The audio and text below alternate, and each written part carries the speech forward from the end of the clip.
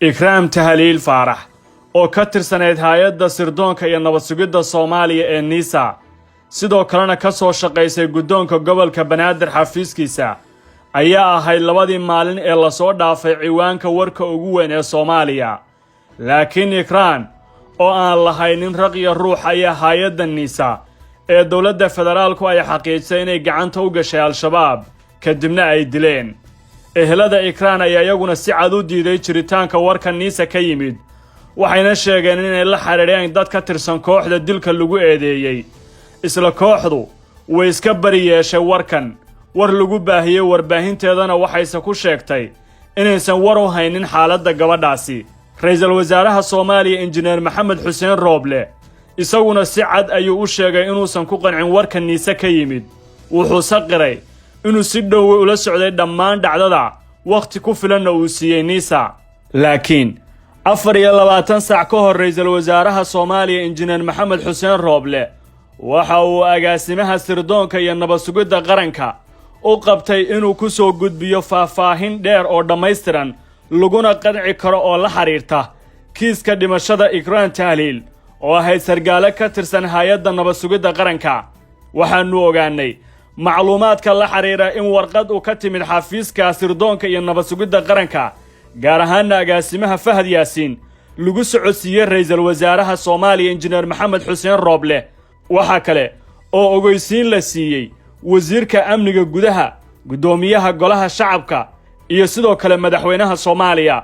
warqadda ujeedadeedu waxa ay ahayd codsi soo jeedin warbixin amni sida ciwaan looga dhigay qoraalka waxa lagu yiri mudane ra'iisul wasaare naga gudoon salaan qiimo leh annagoo fulinayna amarkaaga maanka ku hayna xasaasiyadda kiiska sargaalad ikraam tahliil oo noqotay mid heer qaran ah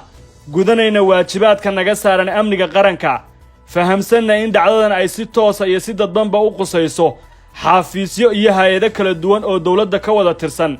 xaqna u leh inay ogaadaan xaqiiqada dhacdadan iyo xogta ay xambaarsan tahay warbixintan aad naga dalbatay waxaan si sharaf leh kaaga codsanaynaa inaan warbixintan ka horjeedino golaha amniga qaranka oo wada dhan oo ay xubno ka yihiin hay'adaha iyo xafiisyada arrintu ay toos u qusayso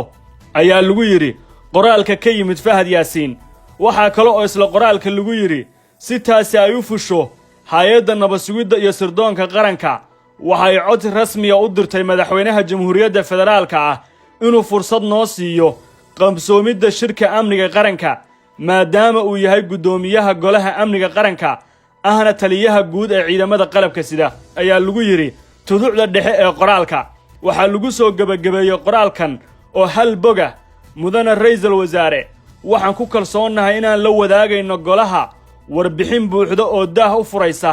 xaqiiqada halkaasna lagu gaaro go'aan taamanaya dhammaan hay'adaha uu khuseeyo kiiskan waxaana warqadda ku saxiixan agaasimaha guud ee nabad sugidda iyo sirdoonka qaranka Fahad Yaasiin warqadda waxaanu xaqiijinay inay gaartay xafiisyo kala duwan oo kuwa ay ku socotay ra'iisul wasaaraha Soomaaliya ayaa hadda la xaqiijinayaa dhankiisa inay jirto jawaab ka bixinta warqadda uga timid dhinaca agaasimaha nabad sugidda iyo sirdoonka oo uu ka dalbaday xalay inuu soo gudbiyo warbixin faahfaahsan golaha amniga qaranka ee NISA ay dalbatay in la kulmiyo waxa ay ka kooban yihiin madaxweynaha ra'iisul wasaaraha wasiirada gaashaandhigga amniga arrimaha dibadda gudaha taliyaasha nabad sugidda booliiska asluubta iyo xoogga dalka